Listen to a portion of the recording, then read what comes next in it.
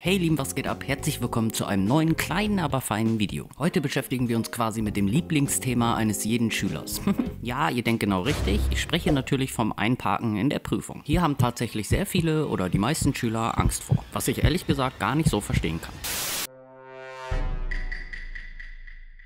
Nein, kleiner Spaß. Macht euch auf jeden Fall keine Sorgen in Bezug auf das Einparken, weil ich kann euch hier relativ klar sagen, es gibt schätzungsweise 127 andere Sachen, wo ich als Fahrschüler in einer Prüfungsfahrt mehr mein Hauptaugenmerk drauflegen würde als auf das Parken. Glaubt mir das, wenn ihr einen einigermaßen vernünftigen Fahrlehrer habt, dann könnt ihr da einfach nicht durchfallen. Ich glaube, in meiner ganzen Laufbahn als Fahrlehrer ist bisher nur zweimal jemand durch die Prüfung gefallen beim Parken. Also kann ich euch hier versprechen, wenn ihr das Video bis zum Ende schaut, dann habt ihr auf jeden Fall keine Bedenken mehr, was das Parken angeht. Und warum das Parken gar nicht so schwierig ist, werde ich euch gleich genauer erklären. So, zunächst solltet ihr aber erstmal verstehen, wenn ihr in der Prüfung parken müsst, ist dies eine sogenannte Grundfahraufgabe. In einer Führerscheinausbildung muss jeder Fahrschüler 5 Grundfahraufgaben lernen, so dass er dann in der Prüfungsfahrt alle 5 Grundaufgaben super beherrscht. Diese 5 Grundaufgaben beinhaltet einmal die Gefahrbremsung, umgangssprachlich auch Vollbremsung genannt. Dann habt ihr noch die Grundfahraufgabe Umdrehen oder Umkehren. Dann gibt es noch das Rückwärts um die Ecke fahren. Da müsst ihr einfach ganz stumpf mit eurem Auto rückwärts am Bordstein in eine Straße reinfahren. So, und die beiden letzten Grundaufgaben sind zweimal Parken. Einmal habt ihr das Längstparken an der Straße und dann habt ihr noch das Querparken auf einem Parkplatz sozusagen. Klar kann man auch an der Straße parken, aber die Parkplätze sind immer quer zur Fahrbahn. So, das sind auf jeden Fall alle Grundaufgaben, die ihr für eure Prüfungsfahrt in der Fahrausbildung lernen, üben und können müsst. Man muss jetzt aber dazu sagen, dass ihr in eurer Prüfungsfahrt immer nur 3 Grundaufgaben machen müsst. Heißt also, der Prüfer sucht sich 3 von diesen 5 Aufgaben raus. Ihr könnt hier aber ziemlich sicher sein, dass das Parken mindestens einmal dabei ist. Ob das jetzt allerdings das Quer- oder Längstparken ist, weiß nur der liebe Gott. Oder der Prüfer. Zunächst gucken wir uns aber erstmal das Längstparken ein bisschen genauer an. In der Prüfungsfahrt wäre es kein Problem, wenn der Prüfer euch vor einer Einfahrt parken lässt, weil wir halten ja nur und parken nicht.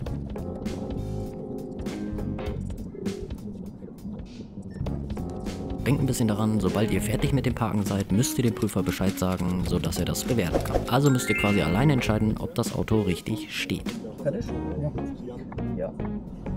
So, ich versuche euch mal eben zu zeigen, wie das Ganze funktioniert. Also merkt euch hier, der Prüfer sucht sich immer ein anderes Auto zum Parken aus. Also müsst ihr das nicht entscheiden, sondern der Prüfer regelt das. Also ist euer Parkplatz immer direkt hinter dem Auto, welches er auswählt. Und was hierbei übrigens ganz gut ist, der Prüfer würde euch nicht in einer Lücke parken lassen, also zwischen 2 Autos. Glaubt mir, das macht das ganze Parken so viel leichter, das ist unglaublich.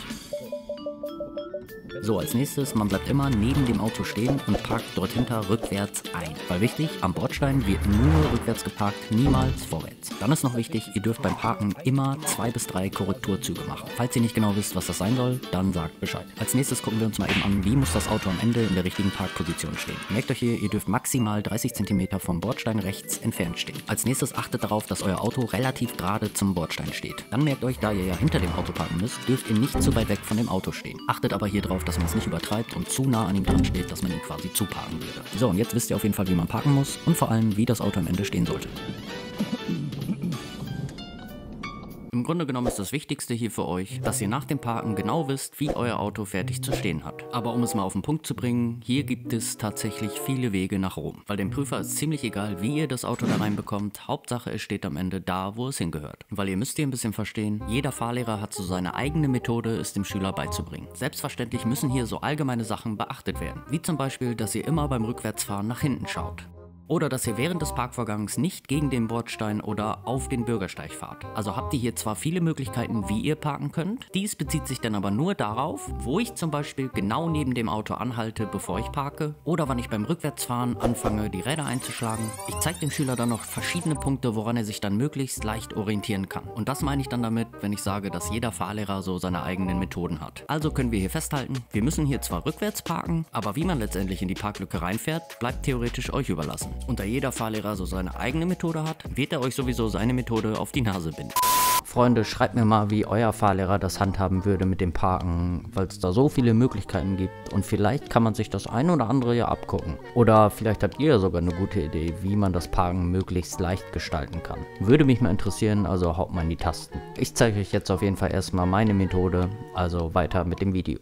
beachten. Aber kommen wir jetzt mal zu den wirklich wichtigen Sachen. Wie gerade schon erwähnt, sucht der Prüfer eure Parklücke aus. Allerdings ist diese Parklücke niemals so eng, dass dort nur ein Auto reinpasst. Und dies ist ein ganz entscheidender Punkt, weil das Parken ist wirklich nur schwer und kompliziert, wenn man in einer Lücke parken muss. Und dies ist meiner Meinung nach auch der Grund, warum ihr als Fahrschüler euch gar keine Sorgen um das Parken machen müsst. Ist so. Weil letzten Endes ist es so, wenn ihr genau wisst, wie ihr zu korrigieren habt, dann bekommt ihr das Auto auch immer irgendwie da rein. So, damit ihr das versteht, gehen wir jetzt mal eben ein bisschen genauer ins Detail. Ein paar Sachen sind beim Längsparken mega wichtig. Der erste wichtige Punkt ist, wenn ihr rückwärts in die Parklücke reinfahrt, müsst ihr immer darauf achten, dass ihr so hineinfahrt, dass immer erst euer Heck bzw. Hinterteil vom Auto am Bordstein steht. Natürlich innerhalb dieses 30 cm Spielraums. Wenn sich euer Heck dann nah genug am Bordstein befindet, könnt ihr immer ohne Probleme die Front hinterherziehen. Fahrt euch unbedingt den rechten Außenspiegel nach unten, damit ihr dementsprechend sehen könnt, wo ihr hinfahrt und damit ihr die Bordsteinkante immer im Blick habt. Wenn ihr euch diesen Punkt zum Längsparken immer merkt, weiß man eigentlich immer sofort, was man zu tun hat. Weil wenn ihr euch jetzt fragt, wie man bei diesem Parken korrigiert, ist es prinzipiell genau dasselbe. Denn auch hier ist wichtig, immer zuerst das Heck zum Bordstein. Dies bedeutet dann also genau genommen, ihr korrigiert beim Längsparken immer rückwärts. Selbstverständlich dürft ihr beim Korrigieren nach vorne fahren oder nach vorne ziehen sozusagen. Aber versucht es unbedingt zu vermeiden, vorwärts in Richtung Bordsteinkante zu fahren. Weil hier dann wirklich die Gefahr besteht, dass man durchfallen könnte. Weil nach hinten habt ihr immer den rechten Außenspiegel. Nur eure rechte Vorderseite bzw. den rechten Vorderreifen, den kann man nicht sehen, wenn man im Auto sitzt. Und dies ist ganz wichtig, weil ihr müsst verstehen, selbst euer Fahrlehrer kann das nicht sehen. Und bevor ihr dann die Felge von dem Fahrlehrer wird er immer vorher bremsen. Und damit wäre die Prüfung natürlich beendet. Ach, im Übrigen sollte euer Fahrlehrer nicht bremsen und ihr fahrt gegen die Bordsteinkante, wäre die Prüfung trotzdem beendet. Ein zweiter Punkt, der für Schüler extrem wichtig ist: Wie bleibe ich vor dem Parken neben dem Auto stehen? Der Prüfer sagt euch in der Fahrt genau, wo er gerne parken möchte. So, und achtet hier unbedingt darauf, wenn ihr mit eurem Auto irgendwo anhalten wollt, vor allem wenn es mitten auf der Straße ist, also im fließenden Verkehr, müsst ihr immer in die Spiegel gucken und rechts blinken. Und dies super wichtig, bevor ihr steht. Aber glaubt mir, dies wird doch ganz gerne mal vergessen und das sehen die Prüfer gar nicht so gerne. So, wenn ihr dann euer Auto habt, wo ihr parken müsst, in unserem Fall wäre es hinter dem schwarzen Auto, fahrt ihr zunächst einmal mit mäßiger Geschwindigkeit heran, also nicht zu schnell, und versucht dabei möglichst nah an ihm dran zu stehen. Beachtet aber hier, man muss nicht übertreiben und sich einen Spiegel abfahren. Wenn ihr nah an ihm dran seid, bleibt ihr so stehen, dass euer rechter Außenspiegel ungefähr auf einer Höhe mit dem Ende vom Auto ist. Ich sag zu meinen Schülern immer nah dran und Spiegelende. Wenn ihr dann in der Position steht, könnt ihr die Räder voll einschlagen und reinfahren. Mit dieser Startposition ist auf jeden Fall gewährleistet, dass ganz egal, wie ich in die Parklücke reinfahre und mich eventuell verschätze, ich trotzdem immer in der Lage bin zu korrigieren. Doch eine Sache in Bezug auf das Rädereinschlagen ist hier noch extrem wichtig. Stellt euch vor, ihr müsst parken und die Straße ist dort super eng, also schmal. Ich meine, es wird euch schon unwahrscheinlich helfen, dass ihr an dem Auto nah dran stehen sollt, aber ihr könnt hier selber sehen, wie wenig Platz man hier nur zu der linken Bordsteinkante hat. Bedenkt hier bitte immer, wenn ihr irgendwo rückwärts mit eurem Auto hineinfahrt, dann schwenkt eure Front, also das Vorderteil vom Auto, immer in die entgegengesetzte Richtung aus. Und wenn ihr dann in dieser engen Straße rückwärts reinfahrt, schwenkt das Auto selbstverständlich auch aus. Nur das Problem, die Front schwenkt direkt gegen die Bordsteinkante. So, und die Lösung hierfür, damit ihr dort keinerlei Probleme habt: Ihr schlagt einfach eure Räder bzw. euer Lenkrad nicht voll ein. Logischerweise hängt dies aber ein wenig davon ab, wie viel Platz ihr da zum Bordstein genau habt. Und dies ist im Übrigen auch dann der Grund dafür, warum ich meinen Schülern immer sage, nah dran und Spiegelende. Wenn ihr euch so hinstellt, sollte man eigentlich diesbezüglich keine Probleme bekommen. So, ihr fahrt ja rückwärts in die Parklücke rein und versucht dann mit Hilfe des rechten Außenspiegels euch rückwärts an den Bordstein ranzuholen. Falls ihr dann zu viel Platz zum Bordstein habt, habt ihr immer genug Platz nach hinten, um euch rückwärts an den Bordstein ran zu korrigieren. Wenn ihr dann hinten in dem 30 cm Bereich seid, könnt ihr ganz easy peasy die Front hinterherziehen, also das Vorderteil des Autos reinlenken. So, und jetzt ganz wichtig, falls ihr rückwärts an den Bordstein ranfahrt, also wirklich so weit, dass man nicht mehr weiterfahren kann, dann ist das gar kein Problem. Ihr habt sogar zwei oder mehrere Möglichkeiten, wie ihr weitermachen könnt. Möglichkeit Nummer 1: Ihr fahrt gerade wieder raus, um euch dann rückwärts wieder ranzuholen. Möglichkeit Nummer 2, ihr fahrt nicht gerade, sondern lenkt nach rechts. Ihr müsst so ein bisschen verstehen, eigentlich geht es um diesen Winkel hier. Aber schaut euch das mal an. Wenn ich gerade vorfahre, bleibt dieser Winkel natürlich gleich. Trotz alledem könnt ihr dann trotzdem rückwärts reinfahren und euch an den Bordstein ranholen. So, wenn wir nach rechts vorfahren und somit den Winkel verkleinern, ist das anschließende rückwärts an den Bordstein ranholen wesentlich leichter. Man muss aber dazu sagen, hier gibt es kein richtig oder falsch. Ich habe euch ja gesagt, ihr dürft quasi parken, wie ihr wollt. Naja, und das bezieht sich natürlich auch auf das Korrigieren. Aber halten wir mal kurz fest, was ist für euch wichtig beim Längsparken?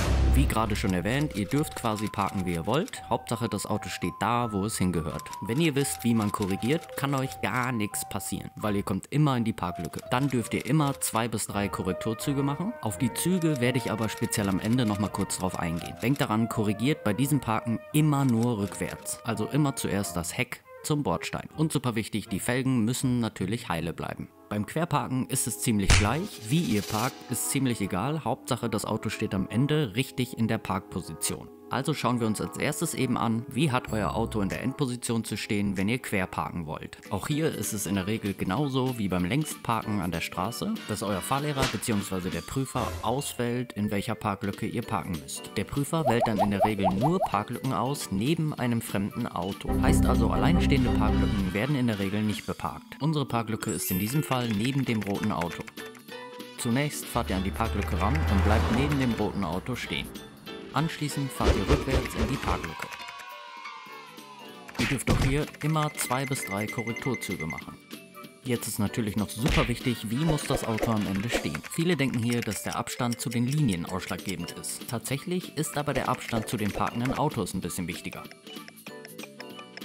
Aber stellt euch vor, der Abstand zu den Linien passt, es kann aber keiner ein- und aussteigen. Beachtet hier, es gibt kein wirkliches Maß, man macht es mehr nach Gefühl, Hauptsache, dass jeder ein- und aussteigen kann. Dann sollte euer Auto relativ gerade stehen. Nehmt beim Reinfahren die Außenspiegel und orientiert euch an den Linien. Achtet darauf, dass das Auto weit genug in der Parklücke drin steht. Ihr wollt ja nicht auch auf der Fahrbahn parken. Denkt aber daran, sollte man nicht perfekt stehen, dürft ihr immer korrigieren. Vielleicht sollte man hier noch dazu sagen, die Prüfer dürfen und können hier verlangen, dass ihr vorwärts einparkt. Nur leider machen sie das extrem selten. Ja genau, ja, auf das Vorwärtsparken gehe ich später am Ende nochmal kurz drauf ein. Auf jeden Fall erwähne ich hier, dass sie das leider selten machen, weil das Vorwärtsparken relativ easy ist. So, wie euer Auto beim Querparken am Ende zu stehen hat, wisst ihr jetzt. Und man muss auch hier dazu sagen, jeder Fahrlehrer hat so seine eigene Methode. Man muss hier schon sagen, Prüfer benutzen gerne zum Querparken Parkplätze. Also ein Parkplatz bei einer Schule oder Lidl, Aldi-Parkplatz oder irgendwelche Sportplätze. Aber es ist kein Muss, weil es gibt auch Querparkplätze an der Straße. Und auch hier sagt der Prüfer euch genau, neben welchem Auto ihr parken sollt. Wenn ihr dann auf die Parklücke drauf zufahrt, ganz egal ob auf dem Parkplatz oder auf einer Straße, dürft ihr auch hier auf gar keinen Fall vergessen, bevor das Auto steht, Spiegel, Spiegel, Blinker rechts. Damit die Leute um euch herum wissen, was abgeht und was ihr vorhabt. So, und ich habe gerade vergessen zu erwähnen, wenn ihr den Blinker nach rechts anhabt zum Anhalten, lasst ihn am besten direkt an, weil ihr ja zufällig auch rechts parken wollt. So, wichtig ist dann, wenn ihr dann neben dem Auto stehen bleiben wollt, wo ihr parkt, dann achtet bitte darauf, dass euer Auto immer gerade steht. Also wenn ihr minimal schief steht, ist das natürlich gar kein Thema. Nur so krass im Gegenverkehr stehen sollte man natürlich nicht. Ganz egal, ob ihr auf der Straße oder auf dem Parkplatz seid. Die linke Fahrbahn ist quasi immer Gegenverkehr. Und da einige Schüler auf die Idee kommen, achtet darauf, dass ihr das möglichst nicht macht. Ich zeige euch jetzt mal ganz kurz, wie ihr am besten vor dem Parken stehen bleiben könnt, sodass man da möglichst easy in die Parklücke reinkommt. Ich muss ja aber auch dazu sagen, das hängt auch ein wenig davon ab, mit welchem Auto ihr Fahrstunden bzw. Prüfungen macht. Nur ich bin davon überzeugt, bei den meisten Autos müsste das eigentlich passen. Wenn ihr auf das Auto zufahrt, wo ihr parken wollt, dann ist es nicht so wie beim Längsparken, dass ihr versucht nah dran zu stehen. Ihr versucht beim Querparken circa 1 Meter von dem Auto wegzustehen. Quasi ungefähr eine Türlänge, wenn ihr die Beifahrertür öffnen würdet. So, danach schnappt ihr euch von dem Auto, wo ihr parken müsst, das Logo. Also das BMW-Zeichen oder Audi-Zeichen oder Mercedes-Stern, wie auch immer. Falls das Auto kein Logo haben sollte, nehmt ihr einfach die Mitte. Danach fahrt ihr ganz langsam nach vorne, bis ihr dann das Logo von dem Auto in dieser hinteren kleinen Scheibe seht. Wichtig, es sollte aber die kleine Scheibe neben dem großen hinteren Seitenfenster sein. Weil ihr seht hier, mein Auto zum Beispiel hat da ganz hinten noch so eine kleine Scheibe. Die dürft ihr aber nicht nehmen, weil das passt nicht. Sobald dann das Logo hinten in diesem kleinen Fenster ist, habt ihr eure Grundposition erreicht. Danach ist dann wichtig, ihr müsst die Räder bzw. das Lenkrad komplett einschlagen, bevor ihr losfahrt. Weil sonst ist die ganze Position hinfällig und es passt nicht mehr. Habt ihr euer Lenkrad voll eingeschlagen, könnt ihr anfangen langsam reinzufahren. Extrem wichtig ist hier, es wird für euch immer so aussehen, als wenn das niemals im Leben passt. Ihr habt aber beim Reinfahren immer den rechten und den linken Außenspiegel im Blick, weil daran seht ihr immer, wo sich euer Auto genau befindet. Lasst ihr beim Reinfahren die Räder eingeschlagen, werdet ihr relativ schnell merken, dass es meistens super gut passt. So, wir wissen jetzt schon mal, wie das Auto am Ende zu stehen hat und wie eure Grundposition ist, bevor ihr parkt und reinfahren wollt. So, was fehlt uns dann noch? Natürlich das Korrigieren. Und das Korrigieren ist beim Querparken grundsätzlich anders als beim Längsparken. Aber das schauen wir uns mal eben genau an. So, wenn ihr hier beim Parken in die Parklücke reinfahrt, kann es natürlich mal sein, dass man sich hier ein wenig verschätzt. Wenn das der Fall ist, könnt ihr versuchen, beim Reinfahren direkt mit zu korrigieren. Heißt also Auto ein bisschen rüberholen und dann wieder gerade ziehen. Dasselbe gilt auch für die andere Seite, falls ihr zu eng fahrt. Hier könnt ihr natürlich auch versuchen, direkt beim Reinfahren das Auto richtig zu stellen. Nur da es für die meisten Schüler sehr schwer und kompliziert ist, macht euch das Leben hier lieber ein bisschen leichter und macht es so. In diesem Fall ist es egal, ob ihr weit weg steht, ich fahre das Auto erstmal gerade rein. Anschließend korrigiert ihr und zieht direkt das Auto rechts rüber. Nur hier ist dann mega wichtig, nachdem ihr das Auto rechts rübergezogen habt, müsst ihr das Auto auch wieder gerade zum Parkplatz ziehen. Wenn ihr das getan habt, steht das Auto eigentlich schon perfekt und ihr müsst nur noch gerade reinfahren. So, und dasselbe gilt natürlich für die andere Seite, falls man zu eng stehen sollte. Lenkt ihr am besten, bevor ihr losfahrt, komplett nach links. Danach zieht ihr ein gutes Stück vor, achtet da ein bisschen drauf, hier muss man immer ein bisschen weiterfahren, als man denkt. Dann macht euch das Leben leicht und bleibt kurz stehen. Und jetzt müsst ihr, bevor ihr weiterfahrt, komplett wieder gegenlenken, also nach rechts. Habt ihr dies getan, zieht ihr das Auto jetzt schön langsam wieder gerade, orientiert euch dabei an den Außenspiegeln, wo ihr seid und wann das Auto gerade steht. Da man im Auto nur relativ schwer erkennen kann, wann es gerade steht, sucht euch was, woran ihr euch orientieren könnt. Ich nehme mir ganz oft diese Linie hier unten oder man kann sich auch ganz gut an diesen Fugen hier orientieren. Sobald ihr dann mit Hilfe des Spiegels und der Fuge seht, wann das Auto gerade steht, müsst ihr in der Regel nur noch gerade reinfahren und das Auto steht perfekt. Also die Unterschiede liegen beim Korrigieren hier, dass ich beim Längsparken wirklich nur rückwärts korrigiere, also mich rückwärts an die Bordsteinkante ranhole und beim Querparken im besten Fall nur nach vorne korrigieren muss, sodass ich das Auto ganz gechillt rückwärts reinfahren kann. Oh, ach ja, für den Fall, dass da zwei Autos parken, also dass man gar nicht reinfahren kann, wäre gar kein Problem, weil dann könnt ihr wieder komplett nach links lenken und genauso wie gerade eben mit Hilfe der Außenspiegel das Auto gerade ziehen. Und dann ist es wieder kinderleicht, weil dann muss man nur noch gerade rein. So, für den Fall, dass man zu eng reinfahren sollte, solltet ihr es früh genug erkennen und die Räder aufmachen, damit ihr da rumkommt.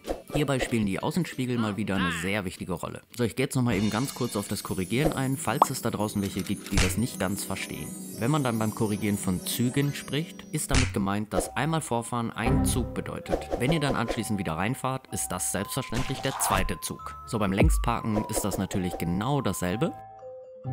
Zug 1 wäre dann wieder an den Bordstein ran.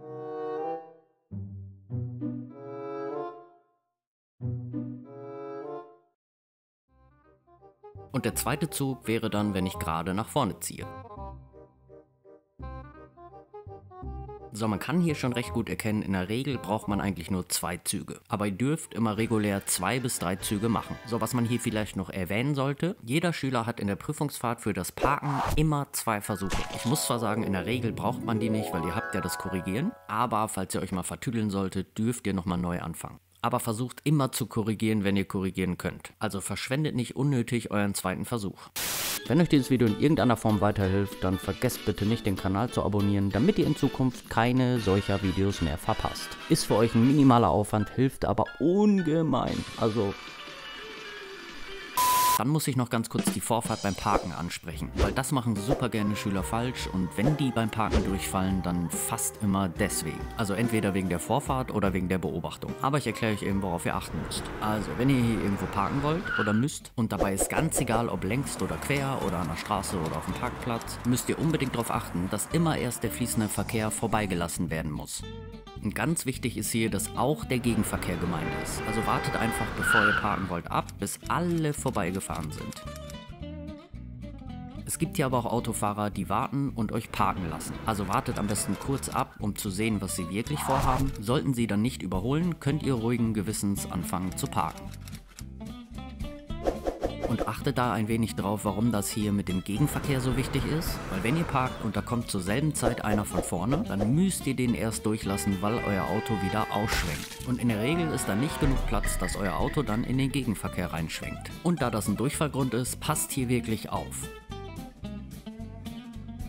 Noch ein wichtiger Punkt ist die Vorfahrt auf dem Parkplatz. Erstmal ist es generell sehr gefährlich, weil dort in der Regel immer sehr viel los sein kann. Und hier könnt ihr gerne auch mal einen Fußgänger oder Radfahrer durchwinken. Habt immer so ein bisschen die Zeit im Hinterkopf. Allerdings müsst ihr hier aufpassen, weil auf dem Parkplatz gilt quasi immer das Gebot der allgemeinen Rücksichtsnahme. Heißt also im Klartext, sollte irgendwas passieren, bekommt man theoretisch immer eine Teilschuld. Die Richter vom BGH begründen das so, dass man immer mit Fehlern von anderen rechnen muss und ihr müsst so vorsichtig fahren, dass nichts passieren kann. Es gibt im Übrigen auch ein BGH-Urteil, dass auf Parkplätzen generell kein Rechts vor links herrscht. Hier steht drin, dass man immer aufeinander Rücksicht nehmen muss und sich gegebenenfalls verständigen muss, was die Vorfahrt betrifft. Also seid ihr immer extrem vorsichtig und lasst euch Zeit. Vergesst ihr aber bitte nicht, wenn ihr dann von dem Parkplatz in den fließenden Verkehr fahrt, müsst ihr natürlich immer Vorfahrt gewähren.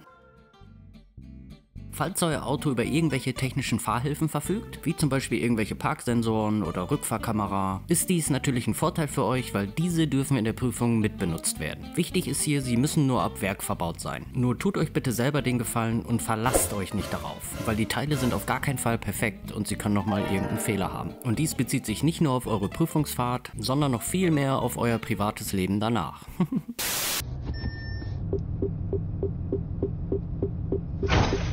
Oh mein Gott.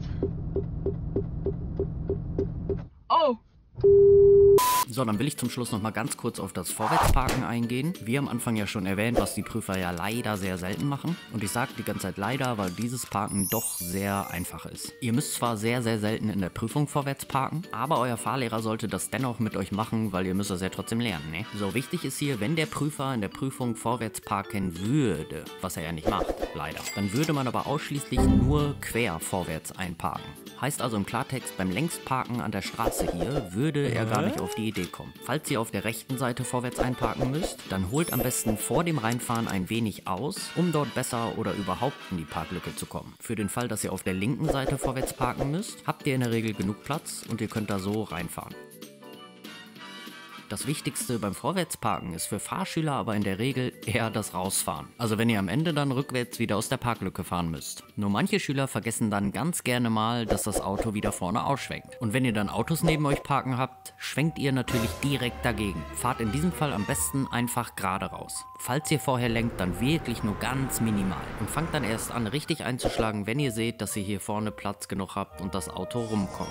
Aber Achtung, ihr seht das hier, ihr kommt dann beim Rausfahren sehr häufig zwangsweise auf die Gegenfahrbahn. Lässt sich dann aber sehr häufig in solchen Fällen leider nicht vermeiden. So Leute, ihr habt es fast geschafft. So, aber das Wichtigste für einen Fahrschüler auf das Parken bezogen bei einer Prüfung fehlt eigentlich noch. Und der erste Punkt ist hier ganz wichtig, weil wenn ihr in der Prüfungsfahrt parken müsst, und dies bezieht sich auch auf alle Parkarten, also ganz egal ob längs, quer oder vorwärts, man muss hier sogar sagen, dies bezieht sich sogar immer darauf, sobald ihr rückwärts fahren müsst. Dann achtet da unbedingt drauf, dass man wirklich nur super, super langsam fährt. Weil ihr müsst ja einfach verstehen, rückwärts fahren ist sowieso schon generell sehr gefährlich.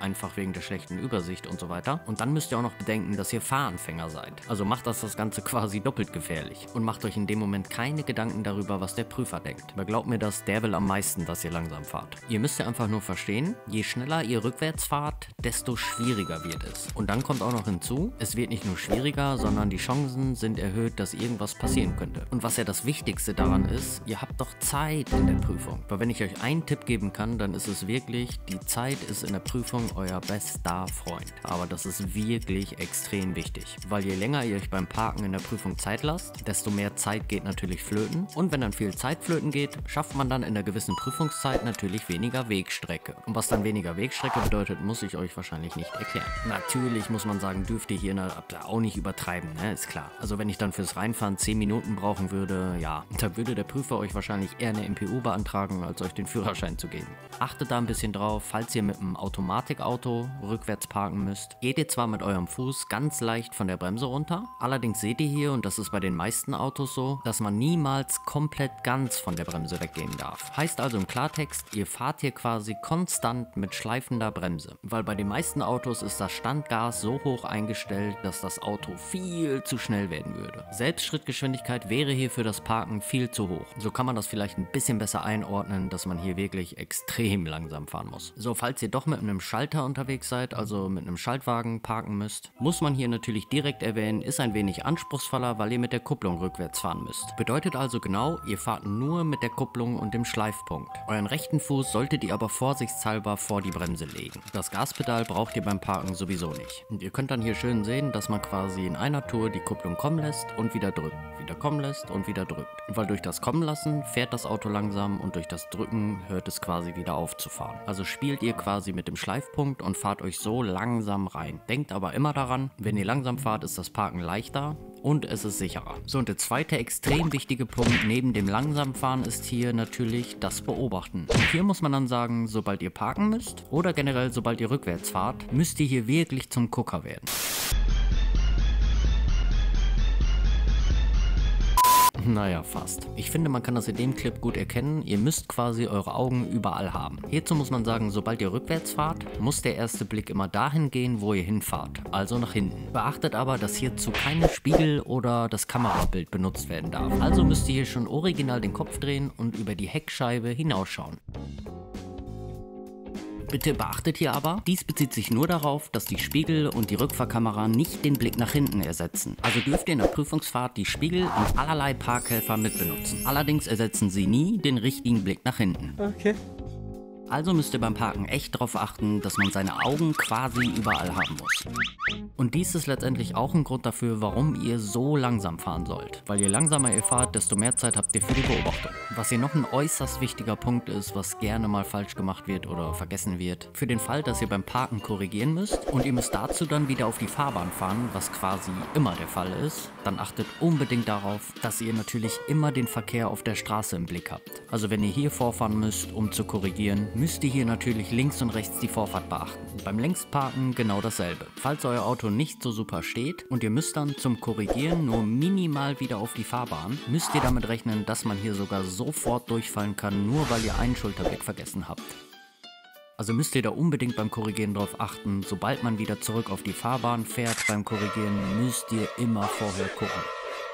Und denkt bitte auch daran, wenn ihr fertig geparkt habt und der Prüfer sagt euch, jo, super geparkt, weiter geht's, dass ihr auf gar keinen Fall vergesst, mit Spiegel, Blinker, Schulterblick wieder anzufahren. Bezieht sich natürlich nur aufs Längstparken. Beim Querparken habt ihr natürlich nur den Querverkehr und ein Schulterblick muss hier auch nicht wirklich gemacht werden beim Rausfahren. Wenn ihr nach dem Querparken weiterfahren wollt, dann achtet eher ein bisschen darauf, wie ihr beim Rausfahren lenkt, falls da irgendwelche Autos direkt neben euch parken. Weil ihr fahrt in der Regel erst ein Stück vor, bevor ihr dann rauslenkt, weil ihr sonst gegen das Auto fahren würdet. So Freunde, ich glaube, wir machen jetzt hier so langsam mal einen Punkt. Als ich mit dem Video angefangen habe, habe ich wirklich gedacht, dass das Video so ungefähr 6-7 Minuten am Ende dauern wird. Aber es ist wieder komplett ausgeartet. Obwohl ich schon wie ein Verrückter sau viele Sachen rausgeschnitten habe, damit das Video nicht zu lang wird. Aber man muss auch dazu sagen, wenn ihr wirklich alle wichtigen Sachen in Bezug auf das Parken dabei haben wollt und wenn man dazu noch ein bisschen tiefer in die Materie eintaucht, so wie das bei mir der Fall ist, dann lässt sich das leider manchmal nicht vermeiden, dass die Videos ein wenig länger werden. Ich hoffe, ihr seht es mir nach. Falls ihr Fragen oder Anregungen für zukünftige Videos habt, dann sagt auf jeden Fall Bescheid. Sollte ich irgendwas vergessen haben oder solltet ihr Fragen zum Parken haben, dann meldet euch. Wenn euch das Video geholfen hat, dann zeigt ein bisschen Liebe, denn es kostet euch ja nichts. Vielen Dank für eure Aufmerksamkeit. Wir sehen uns im nächsten Video. Fahrt vorsichtig, macht es gut.